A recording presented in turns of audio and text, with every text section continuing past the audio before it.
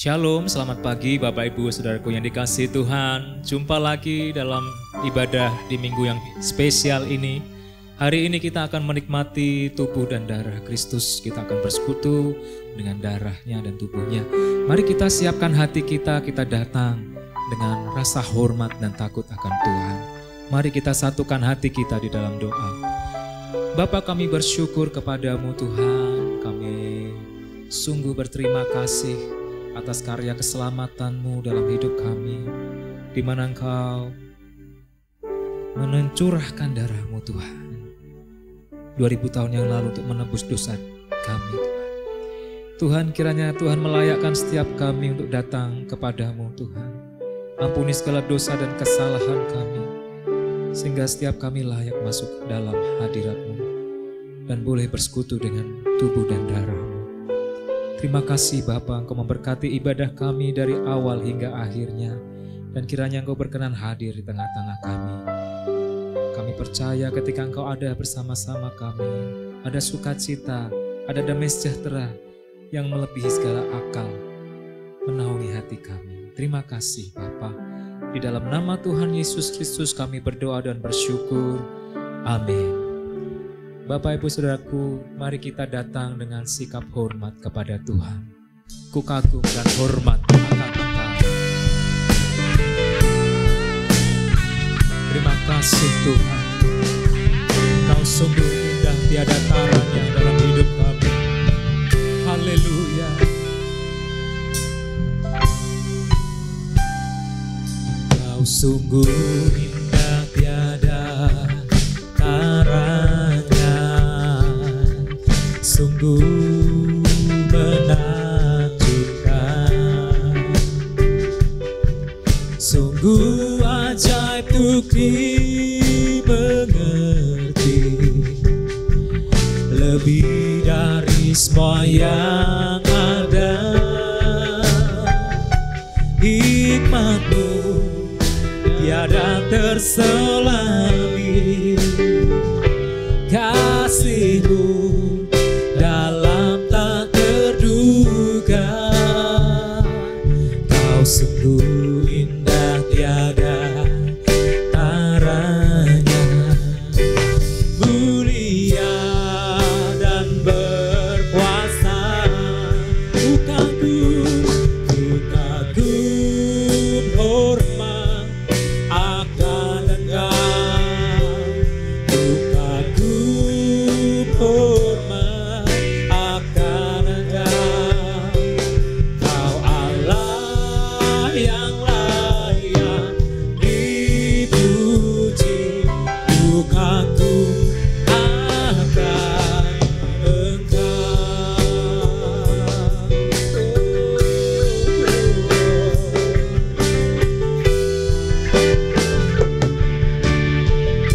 Mari katakan, Kau sungguh indah, Kau sungguh indah tiada taranya, sungguh menakjubkan, sungguh ajaib untuk dimengerti, lebih dari semua yang ada. Hikmat-Mu tiada terselami, kasih-Mu dalam tak terduga. Kau sungguh indah tiada taranya, mulia dan berkuasa. Ku kagum hormat akan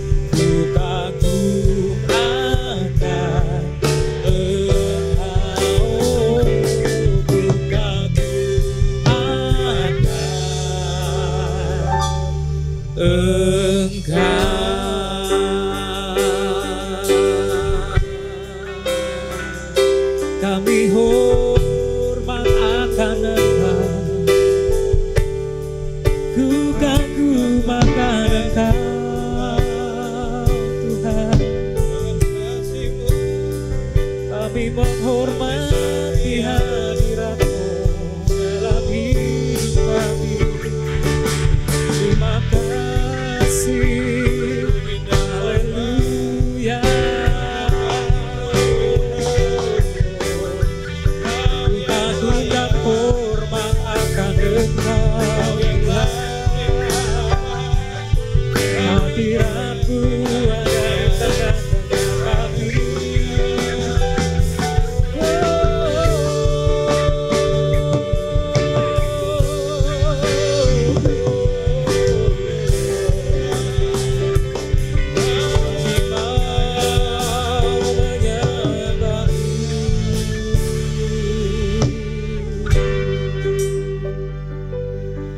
Sungguh kami menghormati hadirat-Mu yang ada di tengah-tengah kami, Tuhan. Ku kagum hormat akan Engkau, ku kagum hormat akan Engkau. Kau Allah yang layak dipuji, ku kagum akan Engkau. Katakan ku kagum hormat akan Engkau, ku kagum hormat akan Engkau. Kau Allah yang layak dipuji, ku kagum akan Engkau. Sekali lagi katakan ku kagum hormat akan Engkau, ku kagum hormat akan Engkau. Kau Allah yang layak dipuji, ku kagum akan Engkau, ku kagum akan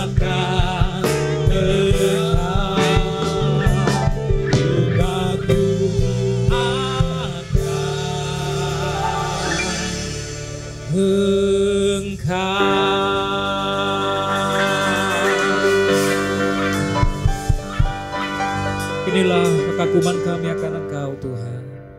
Kami siap memuji Engkau lebih lagi. Kami rindu menyerukan nama-Mu, nama yang penuh dengan kuasa. Haleluya. Amin. Bapak Ibu, kita punya Tuhan yang maha kuasa, Tuhan yang maha besar. Dia tidak akan tergoyahkan. Janjinya ya dan amin. Haleluya. Mari kita bertepuk tangan bersama-sama.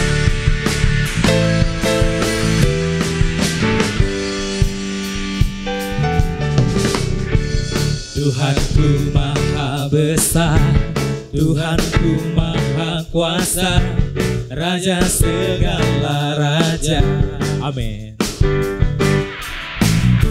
Dia takkan tergoyahkan, Dia takkan terkalahkan, Dia hidup dan berkuasa.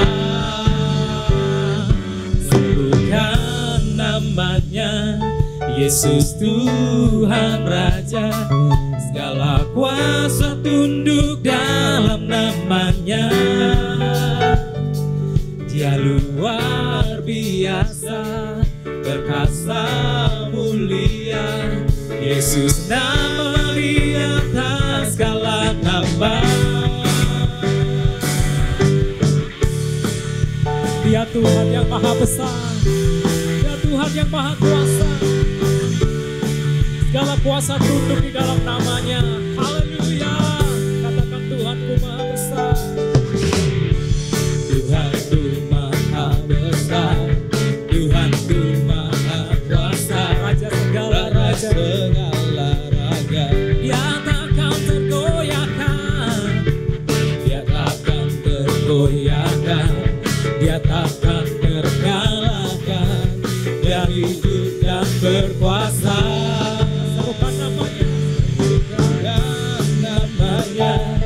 Yesus Tuhan Raja, segala kuasa tunduk dalam namanya. namanya. Dia luar biasa, Dia luar biasa, perkasa mulia. Yesus nama Dia atas segala nama. Serukan namanya, Yesus Tuhan Raja, segala kuasa tunduk dalam namanya. Dia luar biasa, perkasa mulia. Yesus nama Dia atas segala nama. musik memuji Tuhan. Haleluya.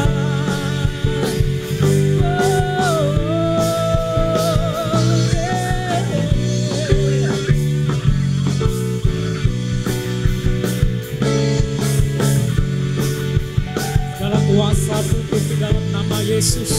Mari kita serukan namanya yang luar biasa.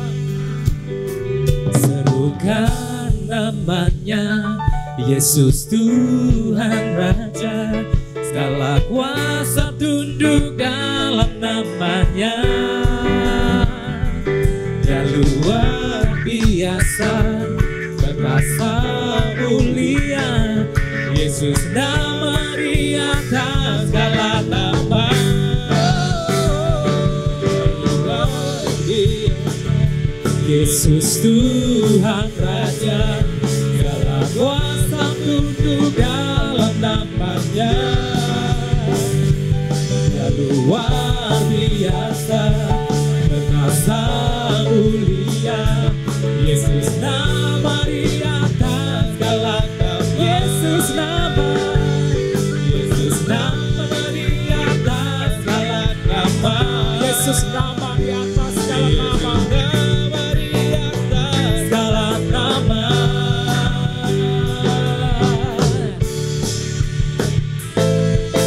Sungguh namanya sangat berkuasa.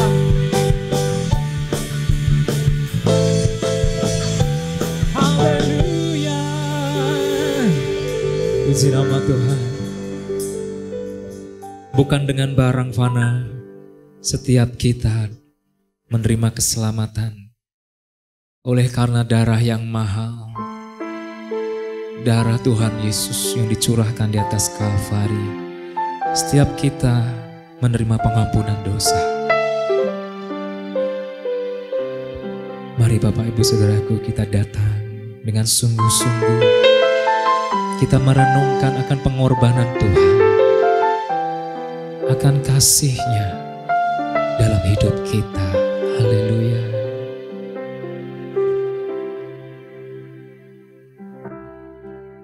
Bukan dengan barang fana ya Tuhan.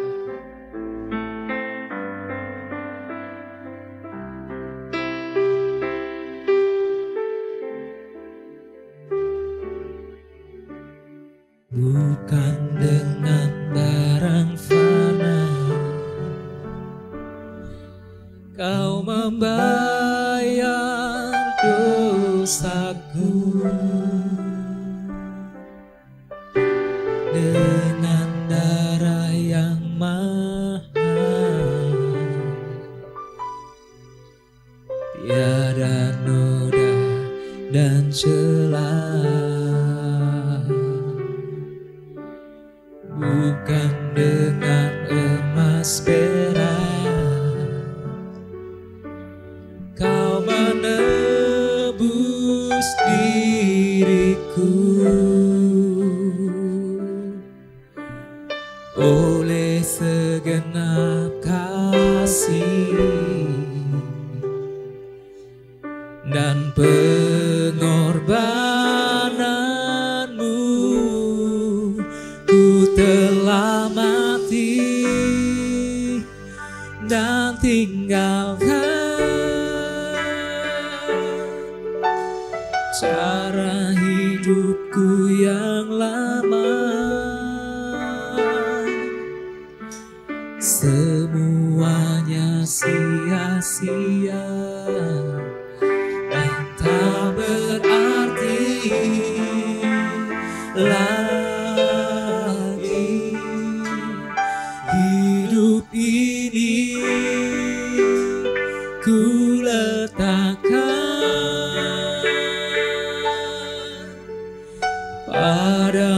mesbah-Mu ya Tuhan.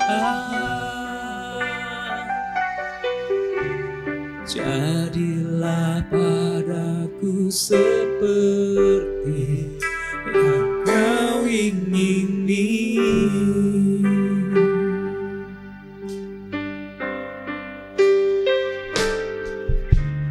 Bukan dengan barang fana Kau membayar dosaku, dengan darah yang mahal, Tiada noda dan celah, tiada noda dan celah. Bukan dengan emas perak Kau menebus diriku, oleh segenap kasih dan pengorbanan-Mu.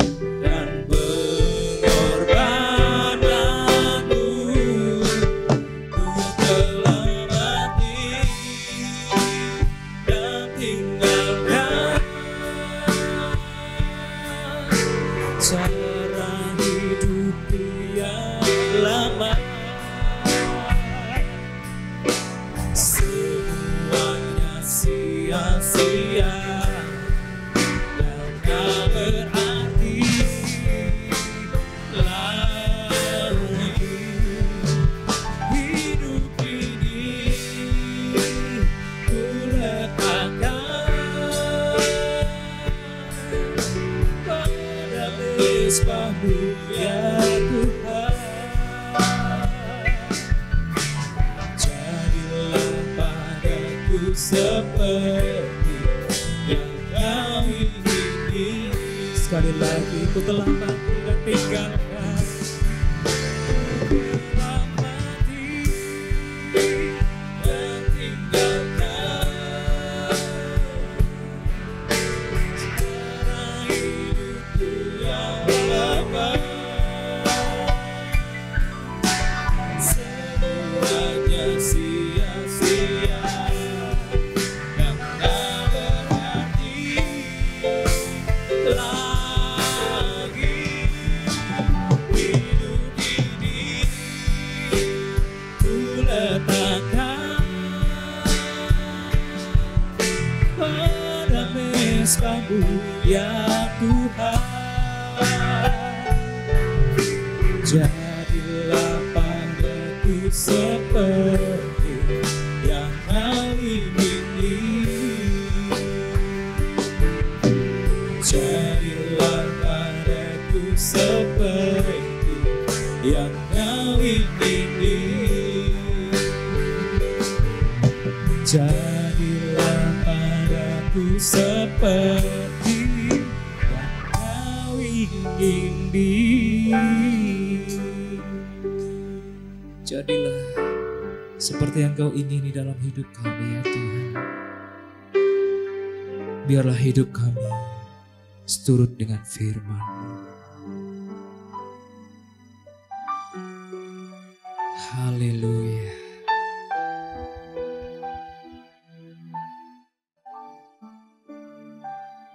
Amin. Mari Bapak Ibu Saudaraku sekalian, kita bersama-sama berdoa mempersiapkan hati kita untuk menerima firman Tuhan. Bapa kami yang di sorga, terima kasih untuk kesempatan di mana kami boleh bersekutu, beribadah bersama-sama dengan anggota keluarga kami. Terima kasih untuk kesempatan kami boleh memuji-muji, mengagungkan nama-Mu. Segala pujian dan hormat bagi Engkau. Sekarang tiba waktunya untuk kami boleh mendengarkan firman-Mu. Biarlah melalui firman Tuhan yang kami dengar, kehidupan kami boleh diubahkan. Terima kasih Bapa, di dalam nama Tuhan Yesus Kristus kami mengucap syukur, kami berdoa. Amin. Shalom. Saudaraku sekalian, Billy Graham pernah berkata, ketika kehilangan kekayaan Anda tidak kehilangan apa-apa.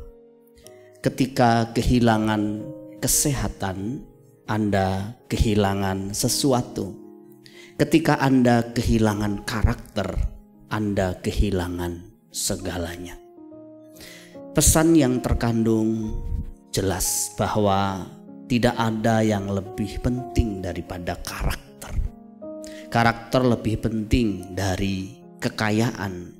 Karakter lebih penting daripada kesehatan. Seharusnya kita tidak mengorbankan karakter demi kekayaan atau kesehatan, apapun alasannya, bagaimanapun situasinya. Nah, saudaraku sekalian, sebelumnya kita sudah sedikit menyinggung soal pentingnya nama baik. Nama baik sangat diperlukan ketika kita dalam keadaan sulit, kita perlu bantuan orang lain, dan orang lain bisa dengan senang hati membantu kita kalau kita punya nama baik. Alkitab juga mengatakan bahwa nama baik lebih berharga daripada kekayaan yang besar. Nama baik membuat ajaran dan nama Tuhan kita tidak dihujat orang. Oleh karena itu kita perlu memiliki nama baik, juga karakter yang baik. Pada kesempatan kali ini kita akan membahas tentang pentingnya memiliki karakter yang baik. Yang pertama, karakter yang baik diperlukan supaya kita kuat. Tanpa karakter yang dewasa kita akan jatuh. Saudaraku sekalian, cepat atau lambat seseorang akan jatuh ke jurang kehancuran kalau dia tidak memiliki karakter yang kuat, karakter yang dewasa. Ya, mungkin saja secara materi dia tidak jatuh, secara hubungan dengan orang lain dia tidak jatuh, tetapi secara rohani kemungkinan seseorang bisa dengan mudah jatuh kalau ia tidak punya karakter yang mendukung, karakter yang kuat, karakter yang dewasa. Oleh karena itu Bapak Ibu Saudaraku sekalian, kita harus sungguh-sungguh mengusahakan bagaimana supaya karakter kita berkembang. Tentu karakter yang dimaksud di sini adalah karakter yang seperti Kristus ajarkan dan teladankan.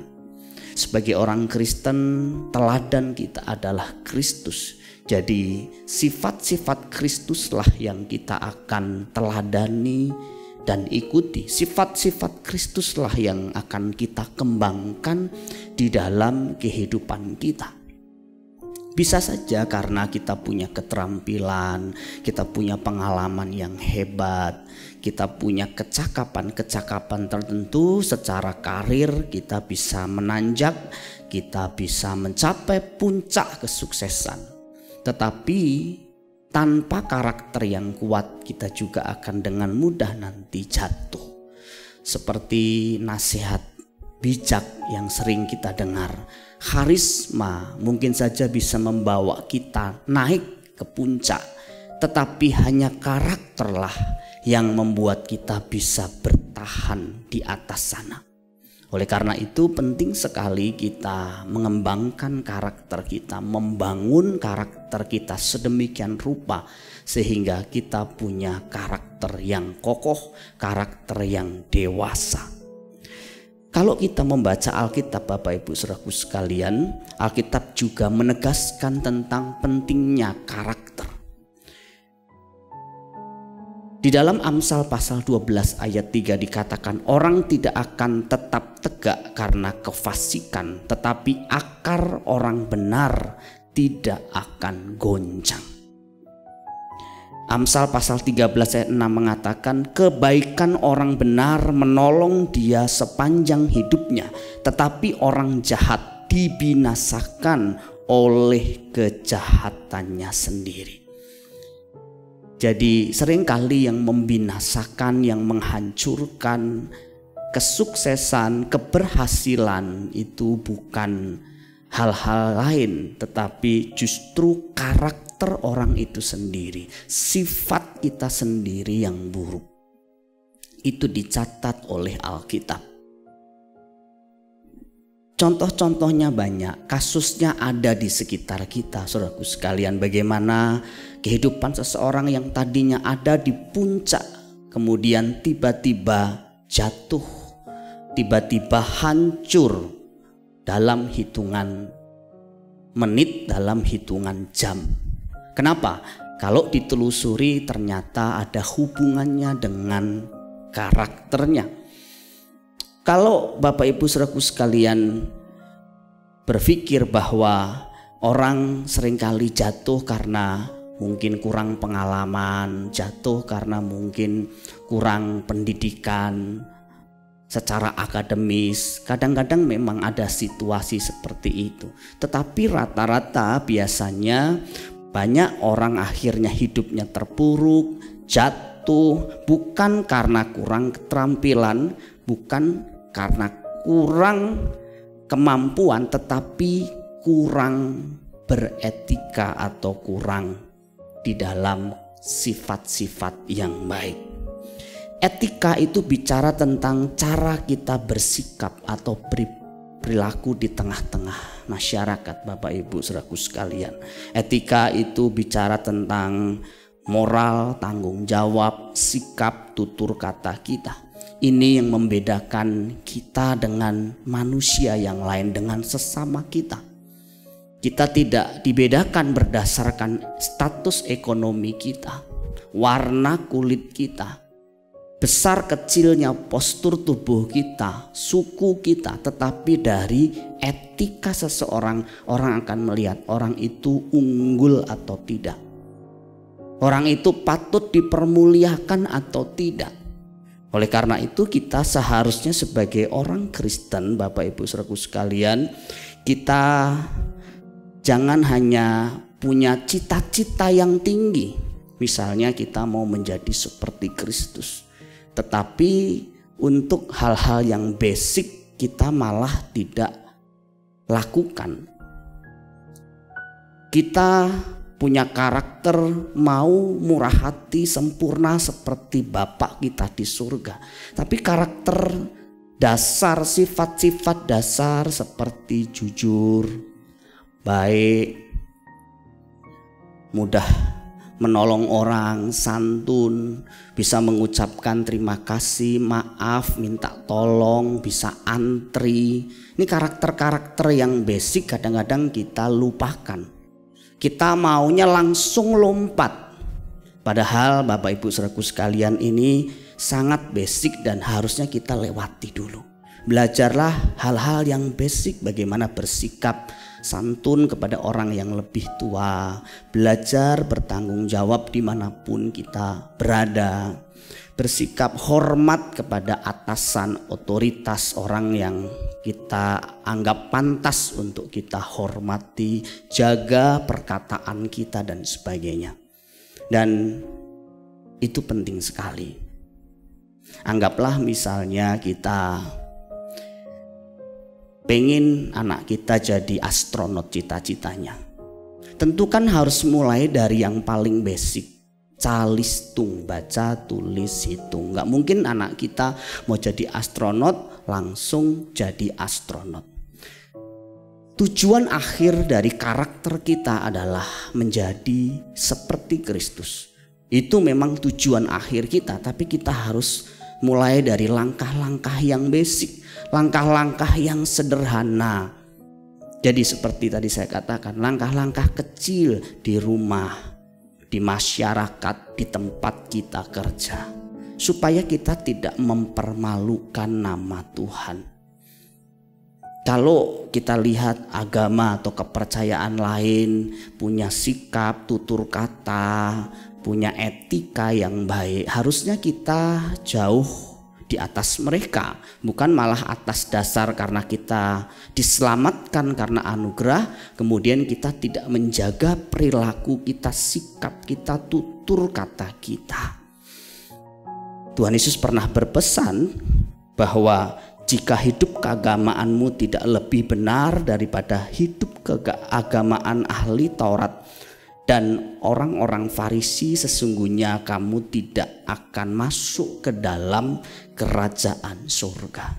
Jadi harusnya kualitas hidup keagamaan kita, kualitas kebenaran yang kita lakukan tidak lebih rendah daripada orang-orang yang tidak mengenal Allah, tidak di dalam Tuhan. Itu harusnya menjadi catatan dulu buat kita. Jangan mau langsung lompat. Ya, saudaraku sekalian, penting kita belajar hal-hal yang basic, yang mendasar seperti ini. Contoh-contoh kasus kejatuhan karena kelemahan karakter, karena buruknya sifat-sifat seseorang itu banyak sekali. Dalam kehidupan kita setiap hari kita menemukannya di media sosial, di berita, di masyarakat di mana kita tinggal. Mungkin kita sendiri mengalami bagaimana kadang-kadang Bapak Ibu saudaraku sekalian, karir seseorang misalnya hancur dalam hitungan jam, dalam hitungan hari, hanya gara-gara kepleset atau keseleo lidah. Sebenarnya sih nggak ada istilah begitu. Itu karena kebiasaannya memang ngomong seperti itu. Satu kali kebiasaan tersebut memunculkan masalah. Kalau sekarang mungkin ada istilah kepleset jari jemarinya. Kenapa? Karena kalau sekarang kan bisa lewat media sosial orang ngetik dan kemudian ketikannya melukai orang lain, sifatnya hoax atau memfitnah, kemudian ditangkap polisi, dimasukkan ke penjara. Hidupnya tadinya baik-baik saja, tapi karena tidak punya penguasaan diri terhadap lidahnya atau jari jemarinya, dia bisa masuk penjara, karirnya hancur. Tidak sedikit juga kalau saya baca kadang-kadang karir suaminya yang hancur ketika dia tidak bisa mengendalikan jari jemarinya, tidak punya penguasaan yang diri. Dan ini berhubungan dengan sifat Bapak Ibu saudaraku sekalian. Contoh lain misalnya banyak kasus di mana orang dibunuh, bahkan seluruh keluarganya dibantai. Gara-gara apa? Gara-gara sering bully, sering jelekin orang, sering menghina orang. Jadi hati-hati juga kita punya perkataan, punya lidah. Jangan sampai lidah kita, mulut kita, perkataan kita ini menyakiti hati orang lain. Sehingga suatu kali orang tersebut tidak terima dan kemudian melakukan kejahatan.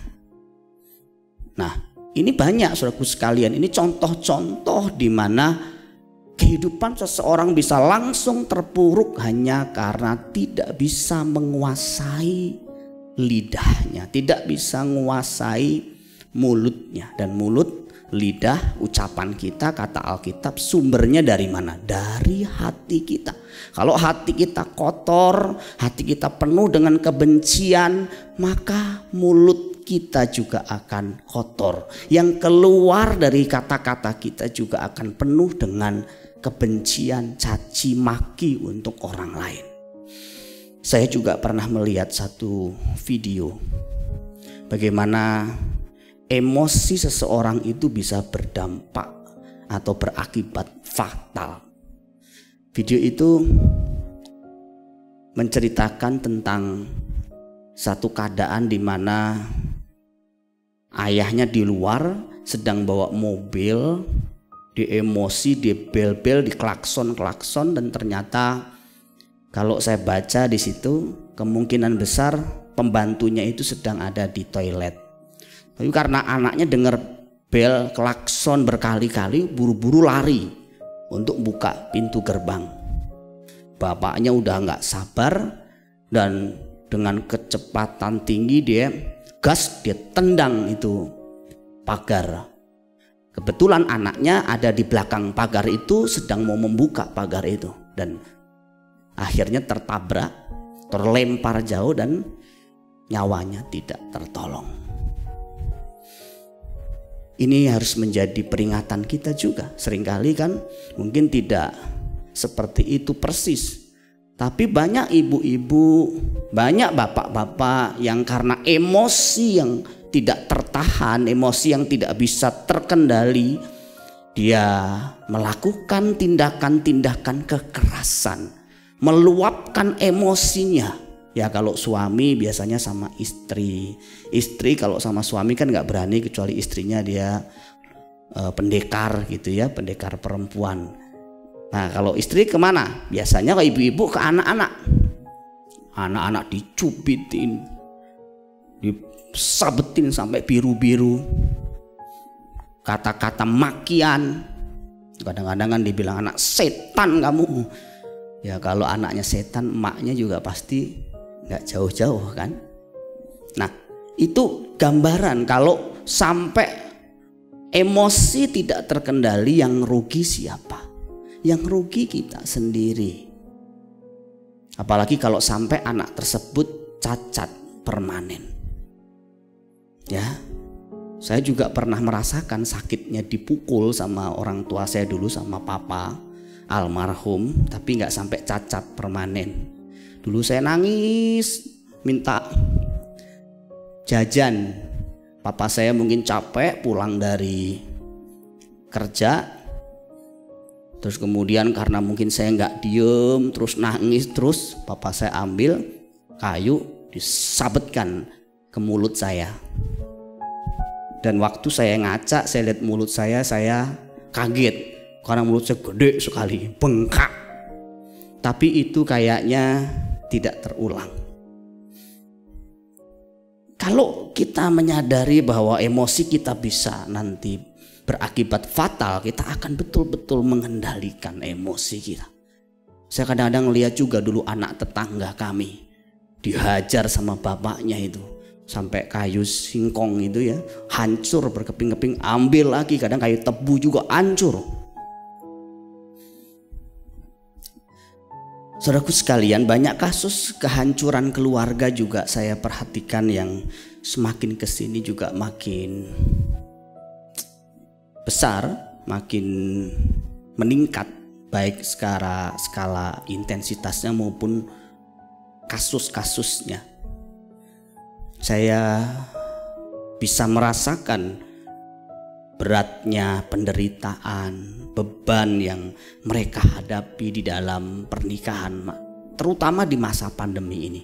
Saya melihat begitu besar masalah mereka. Kadang saya berpikir kalau saya ada di situasi seperti itu bagaimana. Ya memang kalau saya telusuri sebagai seorang konselor sekaligus sebagai seorang hamba Tuhan, saya melihat memang penting sekali seseorang punya bekal pengetahuan, kebenaran, keterampilan di bidang tertentu, kemudian iman yang kokoh, selain karakter yang kuat.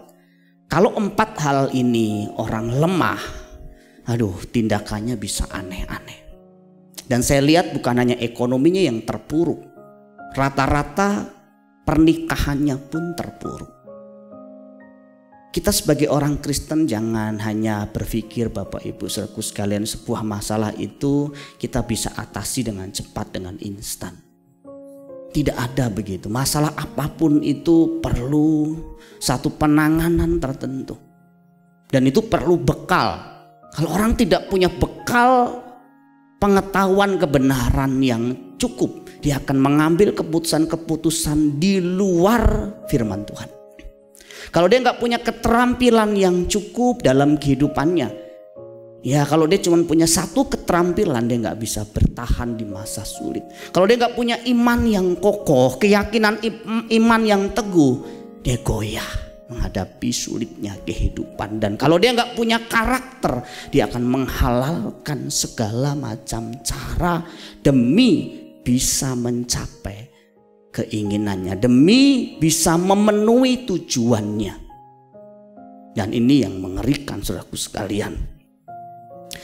Kalau saya telusuri, saya lihat, saya dengarkan kasus-kasus mereka, rata-rata karena minimnya karakter, minimnya sifat-sifat Kristus di dalam hidup mereka. Kasih terutama. kesabaran, pengampunan atau kemurahan hati, belajar untuk tidak egois atau belajar untuk tidak mementingkan diri sendiri, bisa menguasai amarah, tidak gampang cemburu, tidak sombong. Itu sangat dibutuhkan di dalam perkawinan, dalam pernikahan. Dalam bimbingan-bimbingan pranikah ini sering saya breakdown, ini sering saya sharekan. Karena menjalani pernikahan itu tidak sesederhana yang kita bayangkan. Kalau masih belum menikah ya yang dibayangkan seperti di film-film Korea. Tapi kalau sudah nikah yang dibayangkan film horor. Karena kenyataannya kalau sudah menikah itu beda sekali. Orang menikah itu kan berarti dua pribadi yang bermasalah kemudian jadi satu. Perempuannya membawa masalahnya, laki-lakinya membawa masalahnya, kemudian mereka tinggal menikah jadi satu, jadi dua masalah jadi satu, bukan setengah-setengah jadi satu. Sebabnya kalau mereka tidak dewasa, dua-duanya kanak-kanak, kondisi pernikahan itu bisa sangat mengerikan di ujung tanduk. Ya bayangin, mereka masih kanak-kanak tetapi sudah punya anak. Kanak-kanak punya anak. Makanya kadang-kadang katanya anaknya sih cuma satu, tapi kalau dibilang di rumah ada dua anak. Siapa? Satu anaknya yang benar-benar anaknya, satu pasangannya. Karena kadang-kadang istrinya atau suaminya persis seperti anak-anak. Kalau lagi merengek, kalau lagi nangis, kalau lagi keinginannya tidak terpenuhi. Nah, kalau ditelusuri ujung-ujungnya mana? Karakter juga. Keluarga mengalami masalah yang berat juga karena karakter. Jadi bukan karena keterampilan atau pengetahuannya yang kurang. Kalau saya melihat ya Bapak Ibu saudaraku sekalian dalam kasus-kasus keluarga, kalau mereka akhirnya bisa berumah tangga, menikah dan kemudian mulai banyak goncangan. Ketika saya telusuri masalah-masalahnya, bukan karena tadinya istrinya cantik jadi sudah nggak cantik lagi, suaminya tadinya ganteng kemudian sekarang udah nggak ganteng karena perutnya udah buncit, kemudian tadinya dia kaya terus miskin. Kadang-kadang bukan faktor-faktor seperti itu. Karena kalau andaikan misalnya pasangannya sudah tidak cantik lagi, sudah tidak ganteng lagi, sudah nggak kaya lagi, kalau masih ada kasih, ada penerimaan, adem tuh, keluarga juga masih adem tuh. Tetapi kalaupun ekonominya bagus, ya mereka juga karirnya oke, kalau nggak ada cinta kasih, panas terus juga suasana keluarga. Itu persis seperti catatan di dalam Alkitab, dalam Amsal pasal 15 ayat 17. Lebih baik sepiring sayur dengan kasih daripada lembu tambun dengan kebencian.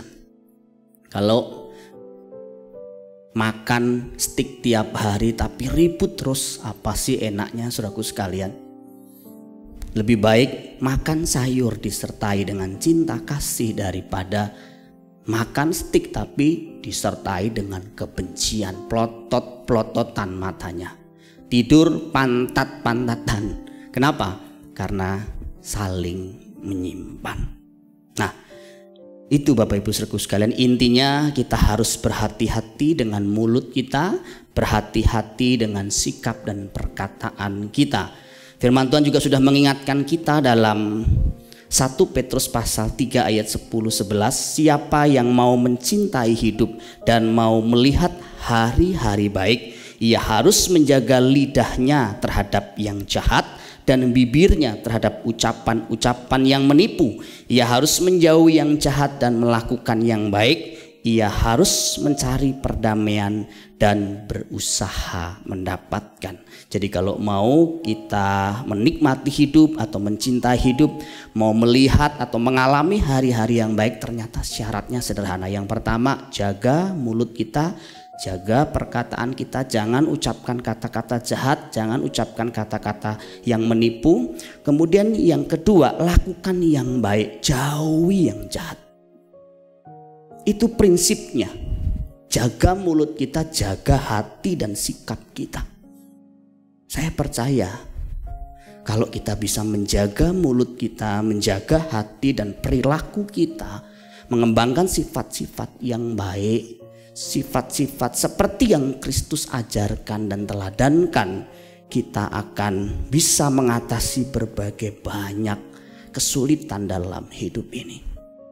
Kiranya firman Tuhan ini boleh memberkati kita sekalian. Amin.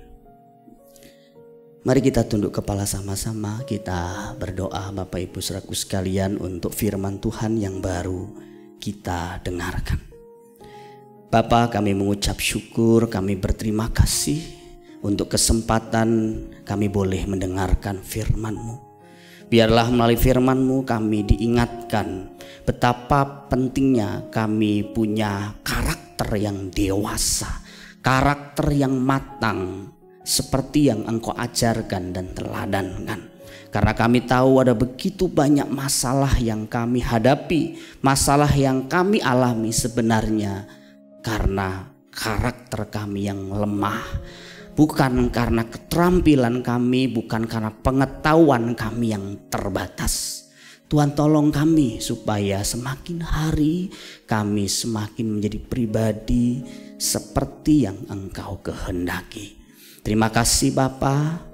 Kalau sebentar kami ingin juga melakukan sakramen perjamuan kudus, biarlah Engkau memberkati roti dan anggur ini sebagai lambang tubuh dan darah-Mu. Dan berkati setiap kami, siapkan hati kami untuk kami bisa dan boleh menikmati perjamuan kudus ini dan mendapatkan berkat dari Tuhan.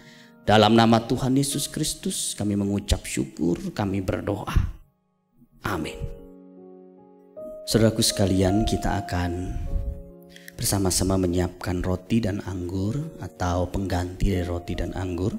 Bapak Ibu yang sudah mempersiapkan bisa bersama-sama kita siapkan dan kita akan berdoa sekali lagi untuk memberkati roti dan anggur sekaligus untuk mempersiapkan hati kita.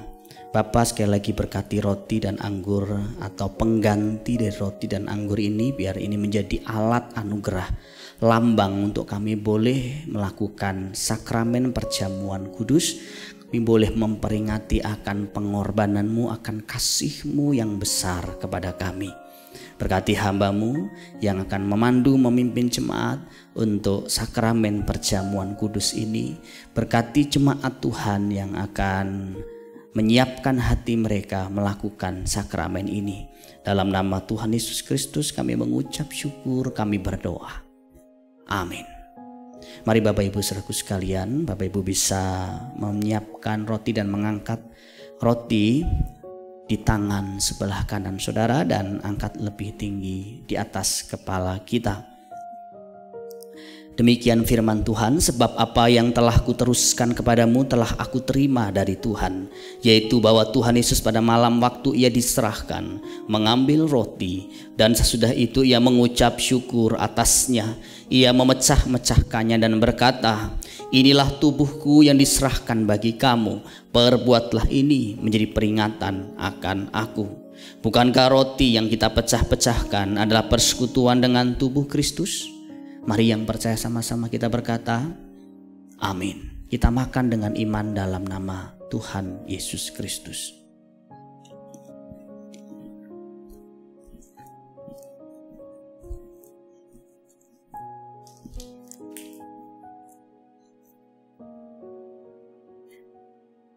Bapak Ibu saudaraku sekalian bisa siapkan anggur di tangan sebelah kanan saudara atau pengganti dari anggur yang Bapak Ibu sudah siapkan. Jika sudah, mari angkat anggur atau pengganti dari anggur di tangan sebelah kanan dan lebih tinggi di atas kepala kita. Demikian juga ia mengambil cawan sesudah makan lalu berkata, cawan ini adalah perjanjian baru yang dimeteraikan oleh darahku. Perbuatlah ini setiap kali kamu meminumnya menjadi peringatan akan aku. Sebab setiap kali kamu makan roti ini dan minum cawan ini, kamu memberitakan kematian Tuhan sampai ia datang. Bukankah cawan pengucapan syukur yang atasnya kita ucapkan syukur adalah persekutuan dengan darah Kristus? Mari sama-sama yang percaya berkata, amin. Kita minum dengan iman dalam nama Tuhan Yesus Kristus.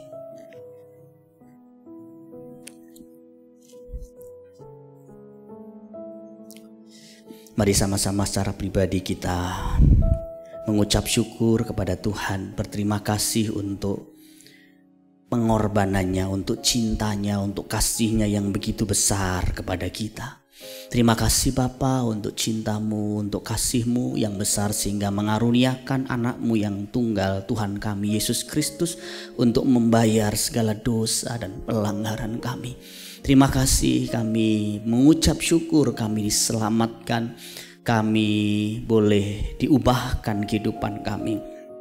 Terpujilah namamu ya Bapa.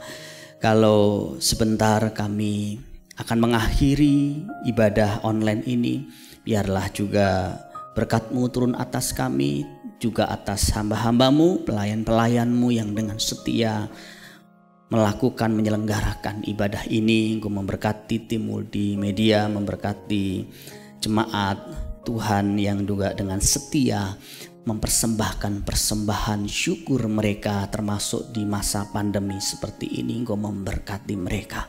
Berkati ketika saat ini mereka menghadapi ujian, cobaan, badai kehidupan. Biarlah mereka tetap memandang wajah-Mu. Engkau memberikan jalan keluar, Engkau memberikan kekuatan kepada saudara-saudara kami yang menghadapi krisis karena pandemi ini. Terpujilah namamu Bapa. Di dalam nama Tuhan Yesus Kristus kami mengucap syukur, kami berdoa. Jemaat yang dikasihi Tuhan, kedangan tanganmu, arahkan hatimu, terimalah berkat Tuhan. Tuhan memberkati engkau dan melindungi engkau. Tuhan menyinari engkau dengan wajahnya dan memberi engkau kasih karunia. Tuhan menghadapkan wajahnya kepadamu dan memberi engkau damai sejahtera.